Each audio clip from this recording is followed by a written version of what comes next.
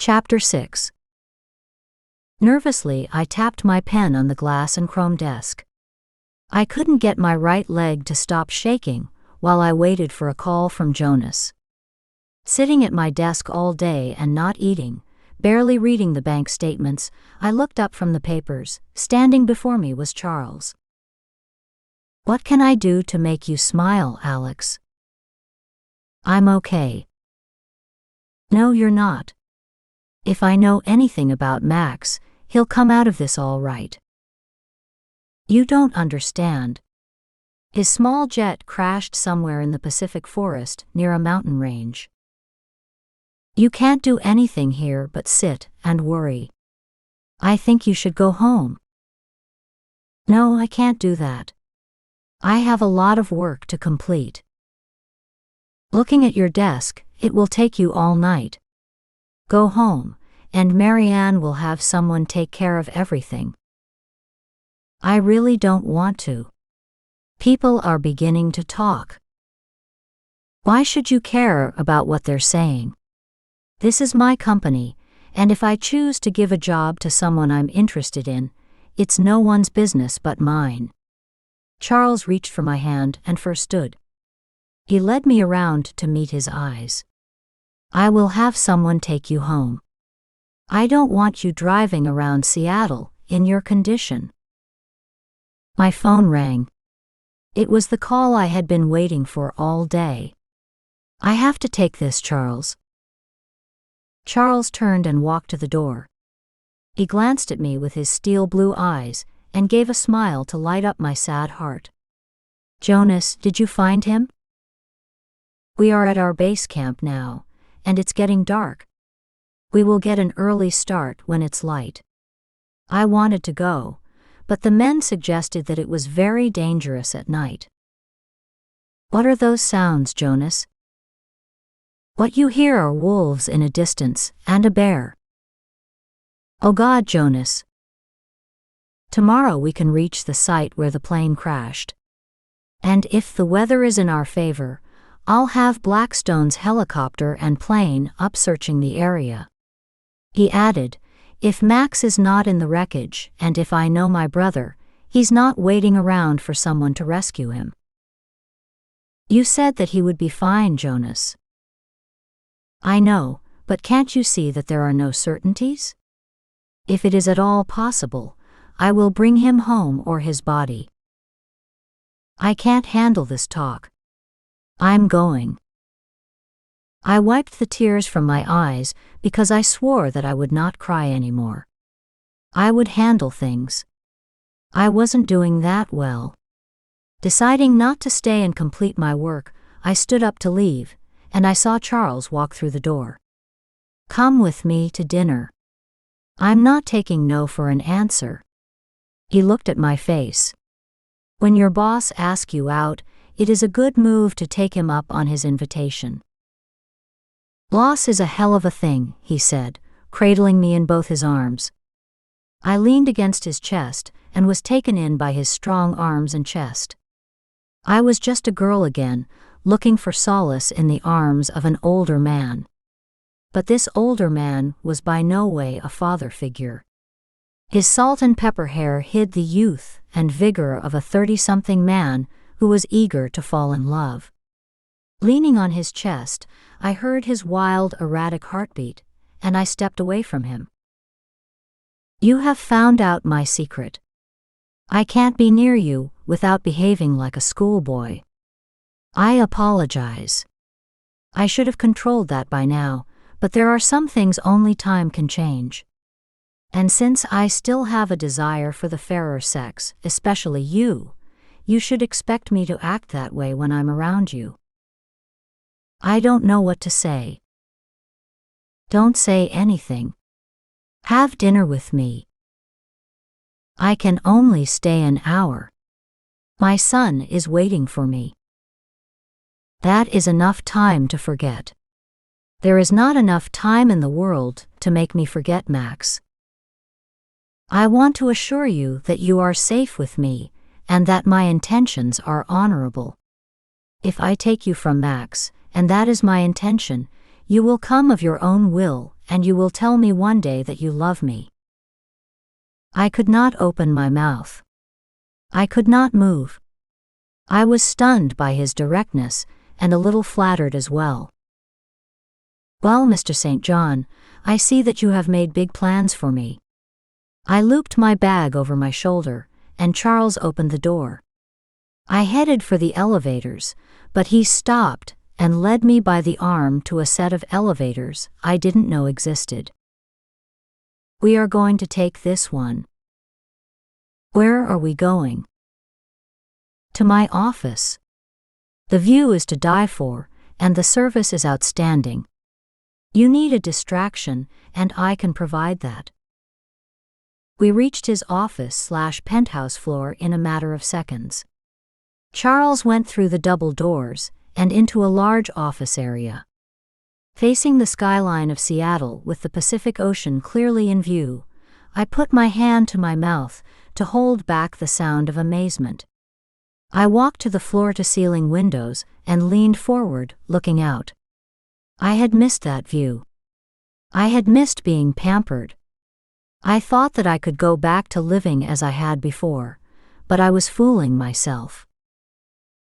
I wanted to be surrounded by luxury. I wanted a man to wine and dine me and take me to places I had never been. I wanted it all without knowing that I did have it all. "Where can I freshen up?" "There is a bath and shower for guests to your right. If you find that you need to sleep after dinner, then you are welcome to stay. I think I will need only a place to wash my hands." My eyes glanced at Charles. Walking to the bathroom, I closed the door and looked around in amazement. As much money as Max had, he was not as decadent as Charles. The bathroom was a mini apartment. The large step-down tub in the center of the floor was like a swimming pool and sauna. There were glass doors everywhere. I was afraid to open one for fear of what lurked behind it. Wanting to leave Charles's secrets to Charles, first washed my hands and quickly left the bathroom. When I reached the room, an oval table had been set with a fancy white tablecloth.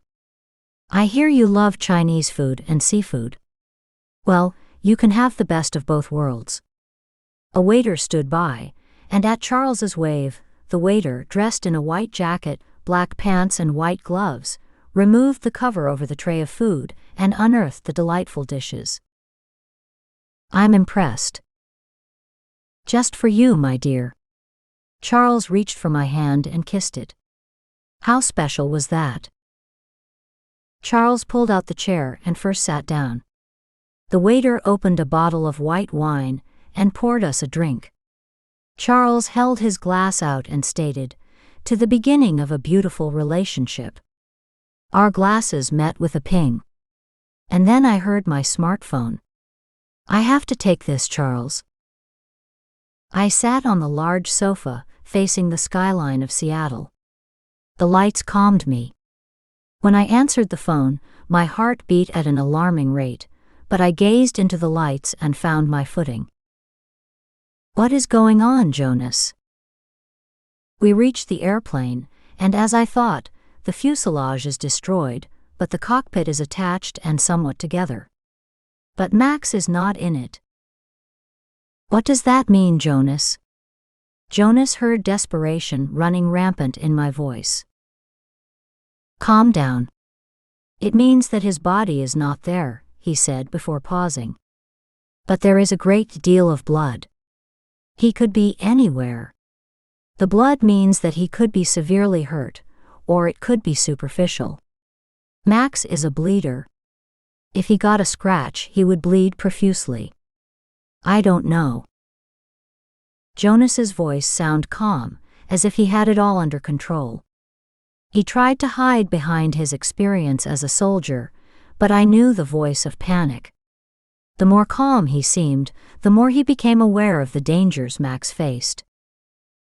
"Jonas, bring him home. Bring him home."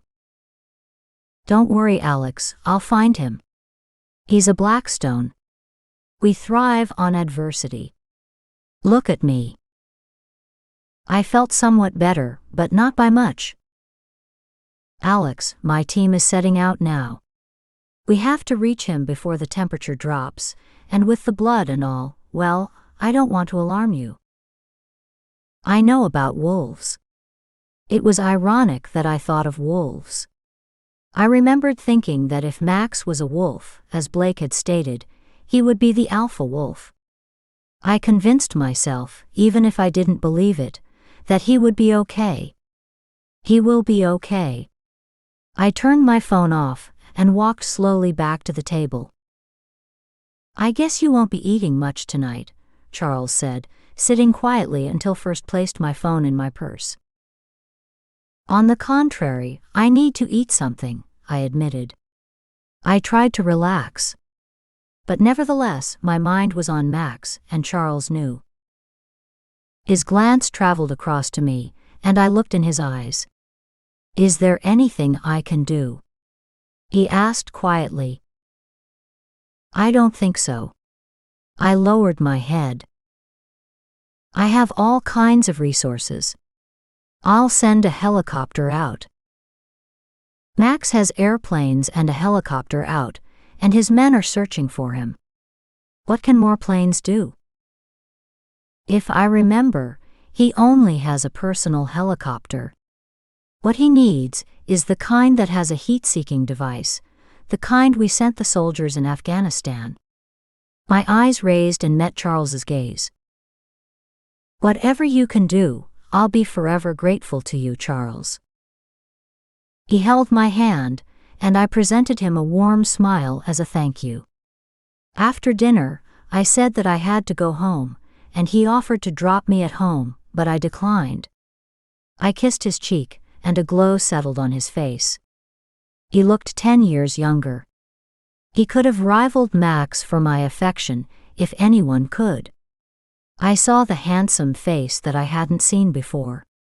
Maybe it was his generosity to me, overlooking my love for another man, and that he was willing to find the man that I love, which endeared him to me.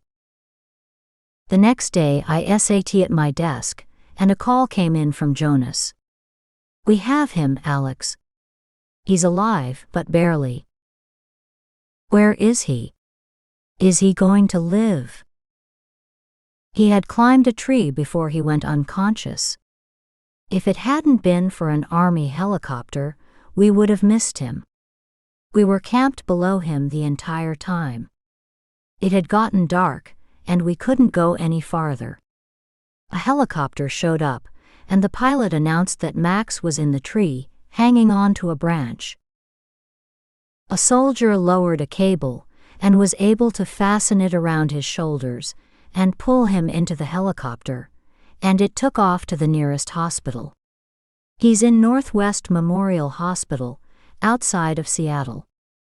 He's good, Alex, he's going to make it. I need to get there. I'll have a plane. No plane. I'm going to drive. It's quicker. I hung up the phone and called Charles. Charles. Yes, I know, Alex. I let Marianne know that I'm leaving to be with Max. Is that okay with you? Of course. Take as long as you like. Thanks, Charles. Alex, come back to me. I didn't know what to say. I owed Charles for Max's life. I have to go. How are you getting there? I'm driving. It's faster than taking a plane, and I don't think there is an airport for miles. Not in that car of yours, he said with a mixture of laughter and concern. Take my BMW. I never use it anyway, and it has GPS. I hesitated, and he could hear my breath hitch over the phone. I'm not taking no. I would drive you there, but you would refuse, so I'm offering my car. There is heavy rain, and I don't want you tooling around in that old car. I could always recognize the truth when I heard it, and my good sense told me to swallow my pride and take his car. It wasn't not like I was dealing with Max. Charles was a different person.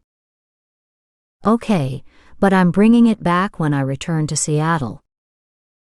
Don't stay gone too long, Alex. Chapter 7. As I stepped out of the building, a valet handed me the key to Charles's BMW parked on the circular driveway. I hopped into the driver's seat. Looking around to get my bearings and acclimate myself to the luxurious car, I stayed too long fidgeting with the buttons. Soon workers began lumbering out of the building. As I turned to check the mirrors, my eyes met curious glances from workers I recognized from my office. Their eyes narrowed, and their gazes turned to one another, and they leaned in to whisper. "Oh shit. Now everyone will think that I'm having an affair with Charles," First mumbled, turning the wheel. "He's not just any boss, he owns the bank, and he's a billionaire." There go my first and last friends, I thought, letting out a gigantic sigh. I put the car in gear and headed out, but not before contacting Jonas. I asked him to look in on Maxim and make sure the nanny was taking care of him. Jonas, being a good sport and, I'm reluctant to say, a good uncle, agreed to care for Maxim instead of remaining at the bedside of Max. Jonas revealed that Max was still unconscious, but the doctors expected him to be lucid soon. I couldn't get to the hospital soon enough, but I welcomed the drive. It was a way to leave behind some of myself. I pulled into the entrance where there was valet parking and handed the attendant the keys. I turned before he entered the car. "Take care of it. It's not mine. I can't afford to even pay the deductible." The young man smiled, as if he understood my predicament. Stopping at the information desk, I asked for the critically injured patients. A girl about my age instructed me to turn right at the corner, and there I would find the elevators. I hit the elevator button. Walking in, I hit the button for the 8th floor. The elevator stopped, and I got off looking for the room. At the end of the hall to the left, there was his room. I rinsed my hands and stepped inside. The nurse and doctors were walking out. "How is he?" "Mr. Blackstone is doing fine. My team stopped the bleeding, Mrs. Blackstone. It was a superficial cut to the head. We gave him something to rest, and were feeding him intravenously. He had a bad night. Other than insect bites and a concussion, he will be fine if he gets some rest." I thanked them and walked into the room and looked down on Mr. Black. I touched his hand and held it. He appeared to respond, but that was just me hoping for the best.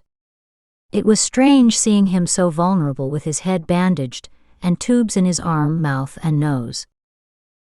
"Max, can you hear me? I love you." Tears fell from my eyes, rolled down my cheeks, and landed on his face. His heart monitor went haywire. Then his eyes opened. "Alex, darling," he said with slurred speech. "I heard your voice and then something struck my face." He placed his left hand on his cheek. "It's a tear, you handsome fuck." "It's my tear, you intolerable, stubborn, handsome man. Good to see you alive." He managed to look up at me, and then, searching his surroundings with his intense green eyes, he mumbled, "What am I doing here and why are you here?" "Because I love you, you beautiful crazy fuck. You were in an accident." Now I remember. I headed out alone in my plane after I realized that you had left me. "Don't talk. You need to sleep. Only if you promise me that you will stay with me all night." "You bet. I'm not going anywhere." I took off my jacket and laid my purse down and held Max's hand. He closed his eyes and fell back to sleep. I guess he needed it after what he had been through. A meal was brought in for me. The room wasn't fancy, but he did have the best room in this country hospital, complete with an extra bed and a couch. At about midnight, Max was still sleeping when my phone vibrated and woke me. "Alex, this is Jonas." "Yes, Jonas, how is Maxim?" "He misses you and Max, but Crystal and I are taking good care of him." "Where is the nanny?" "I gave her a few days off." "What do you mean? You and Crystal are taking care of my baby?" "Crystal cooks." "I've never known Crystal to cook anything." "We have plans to take him." "Hold on, Jonas. Where are you staying?" "I'm staying at your house to make sure Maxim is taken care of." "Jonas, don't do anything I'm going to be sorry for." "Don't worry, Alex. I've got this." "That's why I'm worried. I should be home tomorrow." "Max is doing fine, he finally caught up with his rest." My phone signaled another call was coming in. "I have to go. Jonas, take care of my baby." "Charles, I'm sorry first didn't call you, but I was tired. I just wanted to know whether you made it safely. That's all, and since I've heard your voice, I'm a happy man." "Charles, I'll see you tomorrow." "No, take another day." "Good night, Charles." Max stirred in his bed and asked for water. He appeared to be dreaming. It was a nightmare, and he screamed for his mother. I ran to his bed and shook him, waking him. I wanted to cradle him in my arms and tell him it would be all right, but I knew he would resent me for knowing that he was not the master of the universe. There was a little kid hiding beneath his facade. His eyes caught mine. He appeared embarrassed, lying in bed with no control of his surroundings, because my Mr. Black was a stickler for control. "You were having a nightmare. You screamed for your mother. And then you had this look on your face and said, 'Alex, Rebecca,' and then you repeated St. John. I thought I heard you call out to St. John." "I was talking to Charles," First said, not knowing the effect it would have on Max. "Why were you speaking to him?" Max said, in a demanding but weak voice. I raised an eyebrow to signal my discontent with him. "Charles was the one who sent a helicopter to rescue you. And I would not be by your side if he hadn't let me use his car." "You drove here in his car?" Max tried to lift his tired, perfect body. "Alex, you don't understand that man. You can't handle a man like him." "I think I heard the same thing about you." "I forbid you to see him." "You can't forbid me to see anyone. You have my child, and now you want to control my life. If it wasn't for Charles, you wouldn't be here today." "That's not the complete truth. I would have made it out without his interference." I didn't doubt Max's stubbornness and grit. He might have survived and made it out of that wilderness, but Jonas and I didn't want to take a chance on never seeing him again. "Can't you admit when you're wrong and stop looking for excuses?" Max turned his back to me. He lay facing the window, with his hard ass displayed through the gown. I wanted to snuggle up behind him and tell him that I would marry him, but two stubborn people were canceling each other out. Something had to give. The rain fell hard, but not so as to drown out Max's words. "I want you, Alex. I want you to myself." Could I trust my handsome, sexy man with the truth? Or would I fall prey once more in a moment of my weakness? Even after we made love, it didn't prevent him from exercising his will over me. He's brazen when he tells me that he wants me. He's telling me that no matter what I want, he means to have me. I need to fight him to claim my son, my mind, and my body, because he intends on taking all of me, leaving nothing of me I can recognize. You had me, Max, but now. He turned, facing me. That face and body would make any woman drop to her knees and beg for one more day with him. But I tried to hide my yearning for his incredible body. What would I do if I can't have him? I can change, Alex. He sounded so convincing that I almost relented. I don't see it coming soon. Since you are better, I'm going to leave in the morning. I walked to the bed opposite his, climbed into it, and watched Max close his eyes. He didn't want to admit how exhausted he had become, and how exhausting the conversation was. Max has to be heavily medicated for him to fall asleep speaking to me, I thought. I had better leave before he wakes and convinces me that he is the only man in the world for me. Waking the next morning, I saw the remnants the rain left behind, raindrops covering the windows and clinging to the trees, a dreary, damp morning. I bent and kissed Max on his cheek and forehead. He reached for me with weary hands. His eyes were like slits on his face. I stood looking at him. I could never get enough of that dark curly hair, that strong jaw and dimples, that hard rippling chest, and those dark secretive green eyes. I wanted to stand there for hours and drink him in like a thirsty man finding water in the desert, but I didn't. I slipped out of the room and out of the hospital, and headed down a lonely stretch of road back to my son. I arrived in Seattle just in time to see Jonas and Crystal drive off with Maxim in the back seat. Because they didn't see me and didn't hear the blowing of my horn, I couldn't stop them. I needed some rest, so I took that as a sign to get in some needed sleep. Before I could run into the shower, I checked my smartphone and noticed that I had missed calls from, of all people, Max and Josh. A text came in soon after. I blinked, took a deep breath, and then read it. Alex, why did you leave me? Max, are you trying to make me feel guilty? But of course you are. I miss you. When are you coming back? The doctor said that you are fine and you need some rest.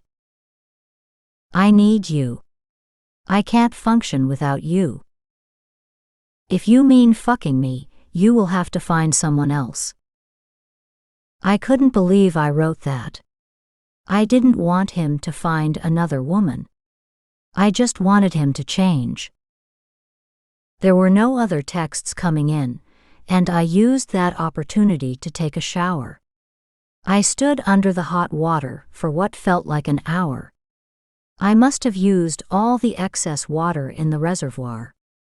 Finally, I exited the shower, exhausted and ready for sleep. Before I could dress and fall in bed, I read Joshua's texts. Contact me. Heard about Max. Do you ever answer our phone or texts? Where is Crystal? I haven't heard from her in a week. I owe Josh an answer. Josh, Max is okay. And Crystal is being Crystal. What could I say to my dearest friend? She has fallen for a handsome, rich psycho. I'm sure that wouldn't go over well. I'll see you soon, Alex. Tell Crystal I love her and miss her, and to turn on her phone. The thought of Joshua flying in made me anxious and nervous. I had to speak to Crystal, but first I needed some sleep.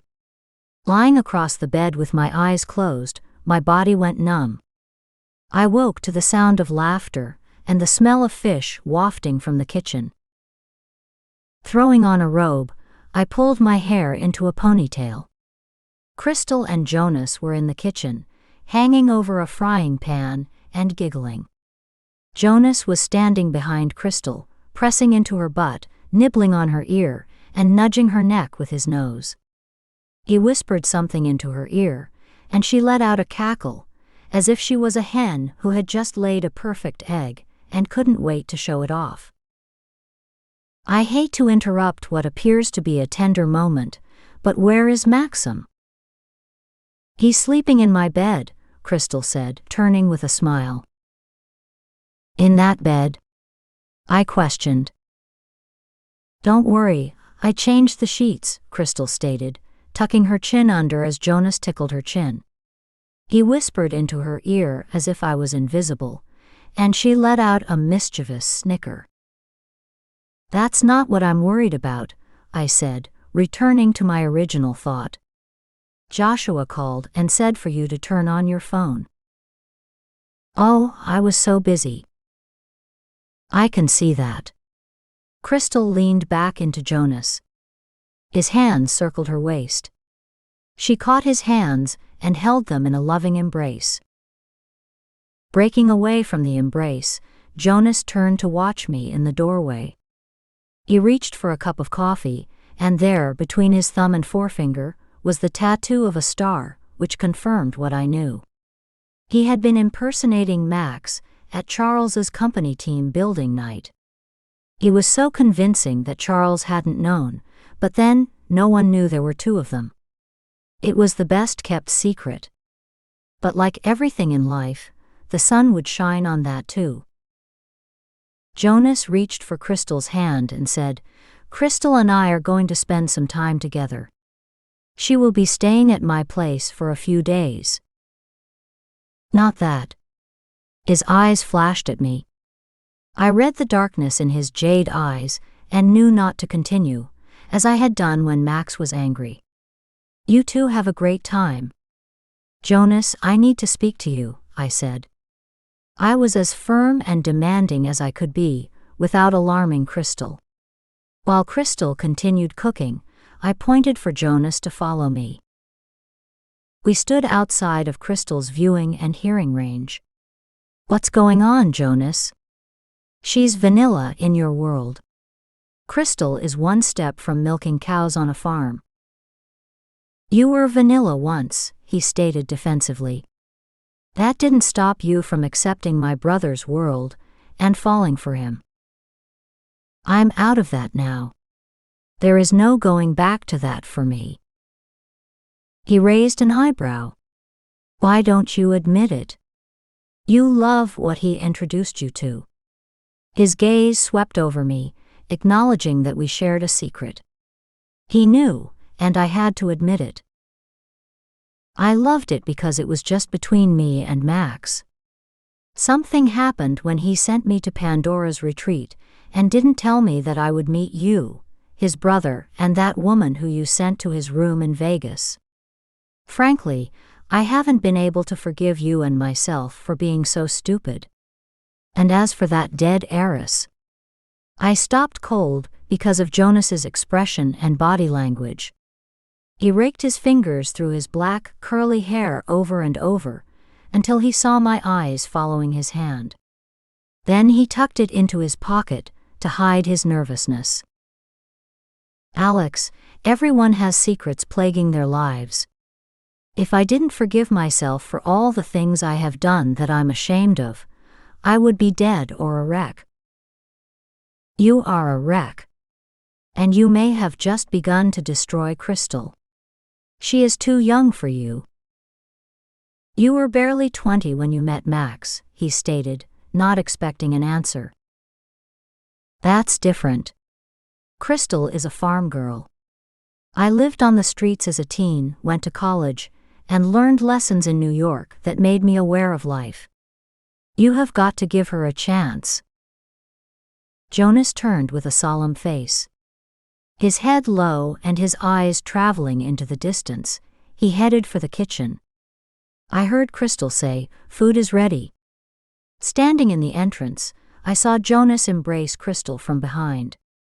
It was a caring and loving embrace, and it was what I wanted and desired from Max, but he never stood still long enough to be my man in the kitchen, or to hold my hand and tell me he loved me without sex being on the menu. I refused Crystal's invite. I needed eggs, bacon, and an English muffin. I cooked after they exited the kitchen and sat in the dining room. Jonas and Crystal ate hurriedly and brought the dishes back into the kitchen to lay them in the sink. I'll wash them. No dishwasher, I said, looking up at Jonas. I'll send one, Jonas said, smiling at Crystal. He was caught up with the allure of a fresh body. Crystal smiled at him. Alex doesn't want a dishwasher. She likes doing the dishes. Me, I hate it, too many brothers and too many dishes. She dropped the plates in the sink, and she and Jonas strutted out holding hands. Turning, Jonas met my gaze. Crystal and me were going to my place. I have an apartment downtown. I looked curiously at him. Max is never there. He hunched his shoulders. Spend some time with Maxim before I bring him back to Montana.